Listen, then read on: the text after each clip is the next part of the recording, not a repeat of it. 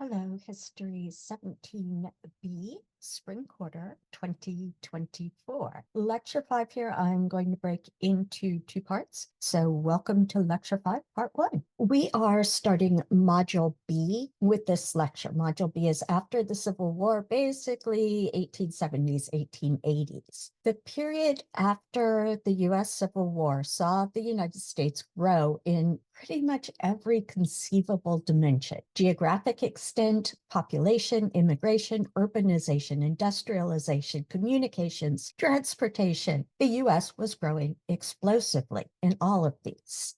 This is where we left off on the state of the US soon after the Civil War ended. In this module, I'm going to split the US into 3 lectures, 4 if you count the fact that I'm splitting this first one as well. We will start this lecture with the South. The Civil War officially ended in 1865, but it was not as if a new and improved version of the US sprang into being immediately after, or arguably at all. Historians generally end the period called Reconstruction with the presidential election of 1877. In that time, the US had to settle issues such as, could members of the Confederacy be taken back as US citizens? Who would pay for the cleanup of the devastation left in former Confederate states? And how to integrate thousands of people who had been enslaved but were now legally free citizens into an economy and a society that had been based on treating them as property rather than full people. This lecture has ended up on the long side, so I am splitting it into 2 parts. The first part will be a lot of political history, and the second part will focus more on how people on the ground dealt with the overarching politics and power around them. The key points and the coda will be with part 2. There is no way to really understand what happened during Reconstruction without having some grasp of national politics. If we zoom in on the South in the map that we saw earlier, you will see that the last Confederate forces to surrender were here in this area, which you will notice the US called Indian Territory. This wasn't land still held by the people who lived there when the United States formed, but by the peoples of the Southeast, the Cherokee, Muskogee, Seminole, Chickasaw, and Choctaw, who had been cleared out and forced to walk from their land to what is now Oklahoma. That journey is called the Trail of Tears, partly because of the level of fatality sustained by Native Americans. That so-called removal was pretty much completed by 1850, so before the Civil War. But it's not as if the displaced people who survived just somehow disappeared.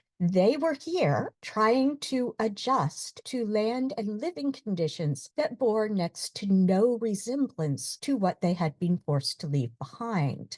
You will also notice to the west that although the US claimed these white areas, they did not actually control them. At this time, the Comanche in particular proved especially formidable to American colonists. Finally, all of the former Confederate states are marked as being occupied by the US military. These states had seceded or removed themselves from the United States. They represented occupied enemy territory in the immediate aftermath of the Civil War.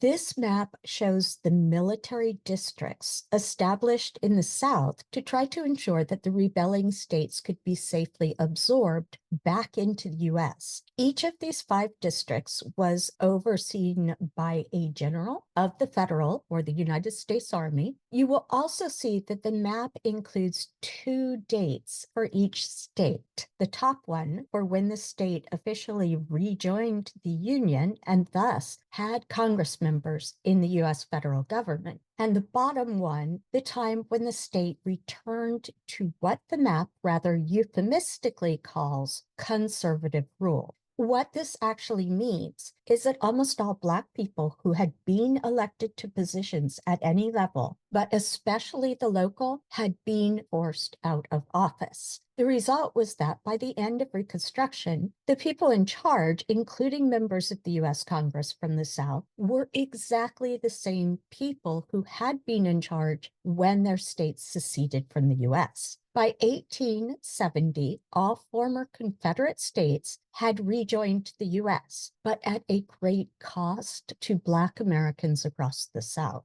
The period immediately after the American Civil War is called Reconstruction. I found over the course of my life, part of it lived in the American South, that many Americans assumed that what was being reconstructed was the South. The South was deeply damaged by the war, which was pretty much all fought on Southern territory. However, the repair of the infrastructure in the South is called rebuilding. What was being reconstructed during Reconstruction was the United States, the country. This cartoon that you are looking at on the slide was made in 1865. It's in the Library of Congress, and it's also shown in your YOP textbook. It is critiquing both Abraham Lincoln over here and his vice president, Andrew Johnson. So clearly this was published before 14 April of 1865, when Lincoln was assassinated.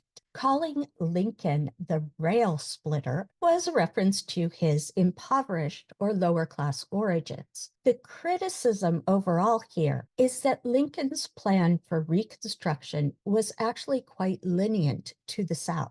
The losing states had essentially committed treason and had certainly been responsible for a war that had killed more than 360,000 federal soldiers, meaning those from the North. The families of those men were not in a particularly forgiving mood, nor were many other Americans in northern states, and Black Americans had even greater reasons for not wanting the South to return to what white Southerners wanted to consider normal. As an aside, it's interesting to me that the rip that Johnson is trying to mend here in the image runs north to south. In other words, the divide is shown between East and West rather than between North and South. If you watched the mini lecture coming up on timelines, one of the timelines that I show is centered on American political parties. These have changed dramatically over time, as you would expect, right? Today, we tend to see Republicans, shown in red here, as mainly from the southeast and interior of the country, as well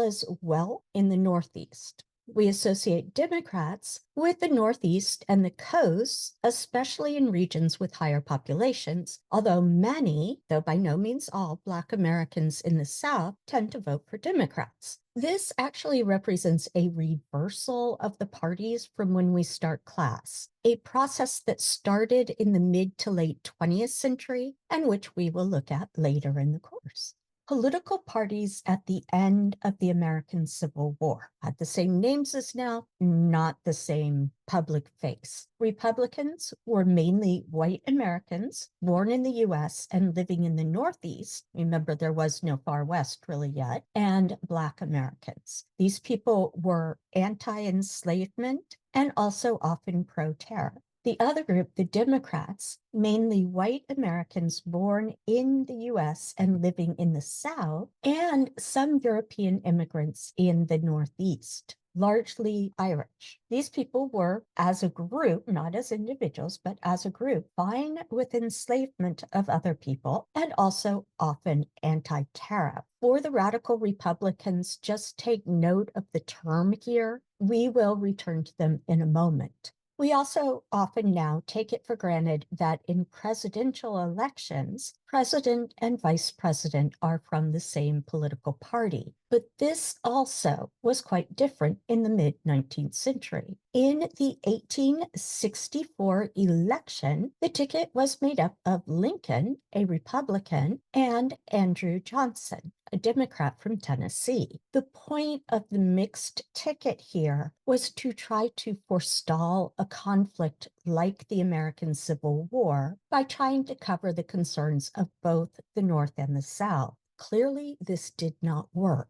As the earlier cartoon suggested, many people felt that Lincoln's plan for Reconstruction of the Union was far too accommodating to white Southerners who had started a rebellion resulting in massive casualties. However, Lincoln's plan was positively stringent compared with the plan that Johnson settled on when he became president after Lincoln's assassination. You will see all three of these boxes and the information in them again. So just know that this is putting it all together. You don't have to rush to write it all down. Members of the executive, that would be the presidency here, and the legislative, that would be Congress, branches of the US government had very different ideas about the goals of Reconstruction and how they should be achieved. And in particular, radical Republican members of Congress saw securing the civil rights of Black people and the reorganization of both economy and culture in the South to do away with racial inequality as the top priority. Lincoln and Johnson saw the reconstitution of the US by the readmission of formerly rebel states to be a top priority. Radical Republican Reconstruction, the plan from Congress and pushed in particular by a certain subset of Congress.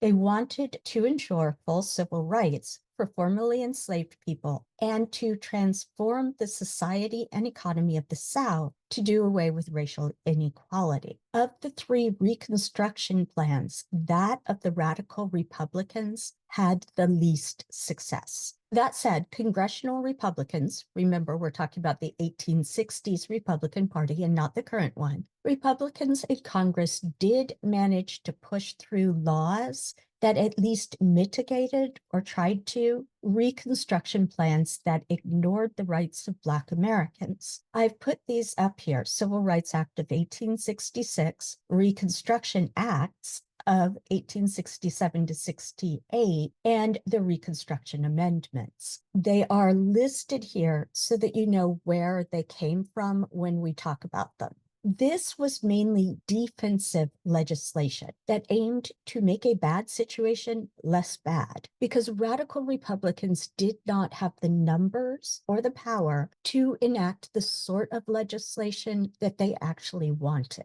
Lincoln's plan focused first and foremost on remaking a unified US and a unified federal government. His one big stipulation was that for a state that seceded and joined the Confederacy, only 10% of those who had voted in 1860, meaning exclusively white men, had to take an oath of allegiance to the United States. The plan included no provisions or protections for Black Americans. As it was, Lincoln was assassinated pretty much right after the end of the Civil War, so this plan was basically dead on arrival. If you have looked at the pop culture package, then you know how important newspapers were becoming, and also that people played music and sang for entertainment. The Nation in Tears here is sheet music that people would have bought and played at home or in town gatherings.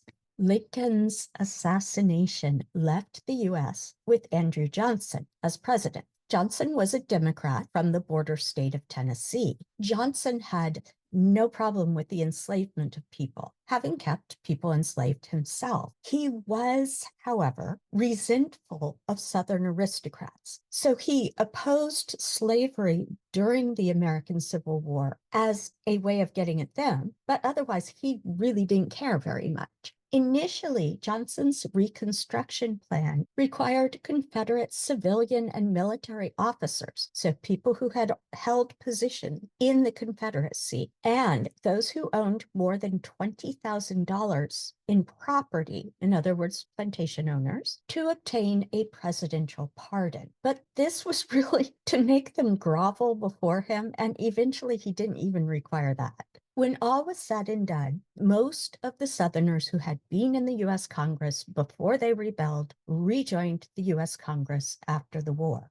In the immediate aftermath of the Civil War, pretty much before the dust had settled, white people in the South set about trying to return Black Americans to a position as close to enslavement as possible. they did this in two ways. The first was the use of terrorism and paramilitary forces to harm and intimidate both Black Americans and Republicans, white and Black, who had managed to obtain any sort of political hold, locally or nationally. Those at the local level were, of course, the most vulnerable to violence. The most famous of these terrorist groups is, of course, the KKK, or Ku Klux Klan, formed by Confederate veterans in Tennessee in 1865. But the KKK was by no means unique. The other method used to reestablish white power in the South was to pass laws called Black Codes.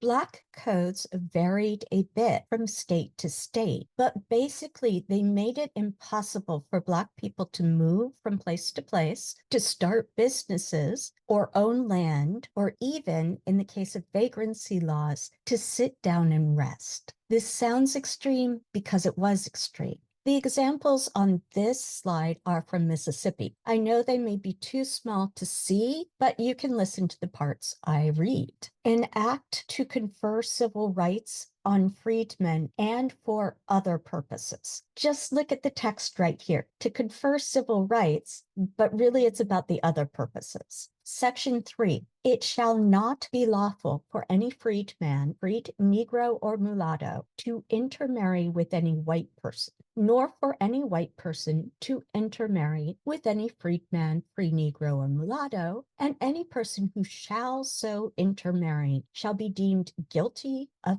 felony, and on conviction thereof shall be confined in the state penitentiary for life. We're talking about marriage here. Section 7, every civil officer shall, and every person may, arrest and carry back to his or her legal employer any freedman, free Negro, or mulatto who shall have quit the service of his or her employer before the expiration of his or her term of service without good cause. Let's look at these for just a moment. What Section 3, by banning intermarriage, is doing is trying to keep a bar between races, trying to differentiate people, trying to dehumanize the people in one group. What Section 7 is doing is essentially making it impossible for Black people to quit from a job. And an act to amend the vagrant laws of the state. All freedmen, freed Negroes and mulattoes in the state over the age of 18 years with no lawful employment or business shall be deemed vagrants.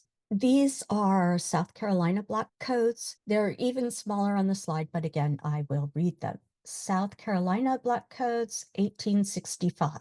Some misdemeanors, Section 22. No person of color shall migrate into and reside in the state unless within 20 days after his arrival within the same, he shall enter into a bond with two freeholders as sureties. Contracts for service, 35. All persons of color who make contracts for service or labor shall be known as servants, and those with whom they contract shall be known as masters. Mechanics, artisans, and shopkeepers. 72. No person of color shall pursue or practice the art, trade, or business of an artisan, mechanic, or shopkeeper, or any other trade, employment, or business besides that of husbandry, that would be farming, or that of a servant under a contract for service or labor, on his own account and for his own benefit, or in partnership with a white person,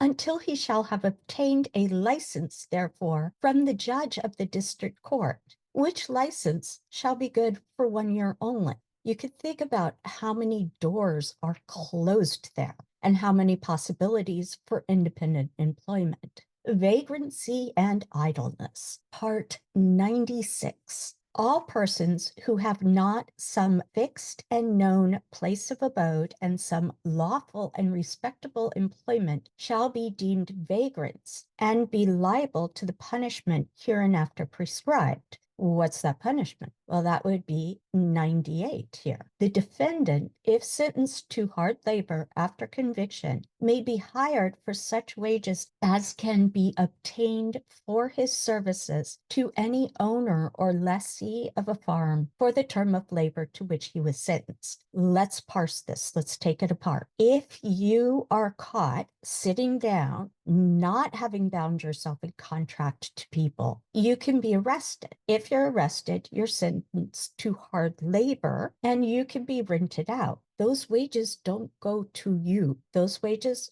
go as part of the penalty that you are paying for having sat down. Radical Republicans in Congress sought to counter both the terrorist activities and the Black codes in the South by passing the Civil Rights Act of 1866, which recognized the citizenship rights of Black Americans and gave the federal government the power to see that those rights were protected. Johnson used his presidential power to veto the Civil Rights Act of 1866. Congress managed to pull together a 2/3 majority to override the veto. Congress tried to ensure Black civil rights with the so-called Reconstruction Acts. They were passed in 1867-68. They divided the former Confederate states, except Tennessee, into 5 military districts, which we've seen, and outlined the process of readmission to the Union, including ratification of the 14th Amendment and the extension of suffrage, the vote, to Black men, and drafting a state constitution to be approved by the U.S. Congress. And you will recognize the pattern here of Congress passed it, Johnson, the president, vetoed it, and Congress overrode the veto with a 2/3 majority, which if you've been coming to live lecture and we were looking at the Constitution, we saw. This was a constant battle, both in Congress and even more immediately for Black Americans in the South. And once the Southern states began to be readmitted, it would become pretty much impossible to get the 2/3 majority to override a veto. Laws, ordinary old everyday laws, can be bounced around, vetoed, repealed, and just flat ignored. The subset of the U.S. Congress actually invested in reshaping the South and guaranteeing civil rights to Black Americans felt that they needed something much stronger. Amending the U.S. Constitution seemed like the sort of drastic measure needed. Although even constitutional rights, when not protected, have little practical meaning on the ground. Amending the U.S. Constitution is neither a trivial nor an easy process. Briefly, it requires 2/3 majority in both houses of Congress, the Senate and the House of Representatives. Then it goes to the states and must be ratified by 3/4 of the state legislatures. This graphic obviously is a recent one. There were not 50 states at the time of Reconstruction. Amending the Constitution can also be done through conventions, but that doesn't apply here, so I'm not going to go into it. In terms of what happened when, I've taken events a bit out of order to focus first on plans of Reconstruction, then on the back and forth between legislative and executive branches, and only then on the constitutional amendments. If you look at the timeline here, you will see that the creation of the Reconstruction amendments was part of this entire messy legal struggle going on in the federal government. I pulled things out of the mess and am skipping over the impeachment of Andrew Johnson for now. This is one place where the Yawp readings can fill in some details of standard history that I am bypassing for the sake of clarity and time. The Reconstruction amendments are the 13th, 14th, and 15th amendments to the U.S. Constitution. You can see the effort to guarantee Black people's civil rights in the face of resistance from white Southerners and Andrew Johnson. The 13th Amendment outlawed slavery. The white South met it with Black codes. The 14th Amendment made it clear that Black Americans were citizens and should have the rights of citizenship. The white South met it with poll taxes and other legal machinations to make it difficult or impossible for Black men to vote. The 15th Amendment directly addressed the voting rights of Black men, but white Southerners found ways around that as well, and we'll look at that coming up. This is the way that we generally describe what the amendments did. Outlawed slavery, guaranteed birthright citizenship, gave Black men the right to vote. All very active terms: outlawed, guaranteed, gave. But constitutional amendments are rather tricky things. They don't actually guarantee anything like freedom in the positive sense. They are phrased in the negative. You are looking at the 13th Amendment here, ratified in 1865. The actual amendment is quite short, just the part in the red box. The rest is signatures and be it resolved language. The text in the box on the right is a transcript of the entire 13th Amendment. As amendments go, the 13th is fairly straightforward. At heart, it says, neither slavery nor involuntary servitude shall exist in the United States. Saying that slavery shall not exist is not quite the same as saying that freedom will exist. The Civil Rights Act of 1866 that we talked about before was the federal government's first pass at defining citizenship at the national level. And you saw how tenuous that was. Congress had already been developing the 14th Amendment. They were under no illusions that white Southerners were going to accept the spirit or intent of the law with respect to racial equality. Released in 1866, but not ratified by enough states to pass until 1868, the 14th Amendment to the U.S. Constitution is said to guarantee birthright citizenship and equal protection of the laws. But remember, amendments are tricksy things without positive guarantees. And of all the amendments, the 14th is arguably the trickiest. It is also the bedrock for the basic civil rights that we take for granted on a day-to-day basis. All of us. There are 4 main parts to the 14th Amendment. The first is citizenship rights. The second is equal protection. The third is apportionment. And the fourth is Civil War debt. This is Section 1 of the 14th Amendment. All persons born or naturalized in the United States are citizens of the United States. No state shall make or enforce any law which shall abridge the privileges or immunities of the citizens of the United States. I've highlighted 2 parts here. The first is birthright citizenship, and the second is the privileges or immunities clause, privileges and immunities clause. Note that states cannot mess with the rights of citizens, but citizens in the state with greater social and economic power are literally not held back here. The second section of the 14th Amendment basically says that if a state restricts the right to vote, it will get fewer representatives in Congress. Representatives shall be apportioned counting the whole number of persons in each state, excluding Indians not taxed. When the right to vote is denied to any male, representation for the state shall be reduced. Note that Indians do not count as full citizens with representation in the federal government. I will also point out that this is the first time that the word male is specified in the Constitution. This was done deliberately because some females were agitating for the right to vote. Section 3 was clearly intended to keep former Confederates from returning to places in government, particularly Congress. No person shall hold any office who shall have engaged in insurrection or rebellion. But you can see that there is already a door open to get around this. And you know that most former Confederates in Congress came back to positions of power in the decade after the American Civil War ended.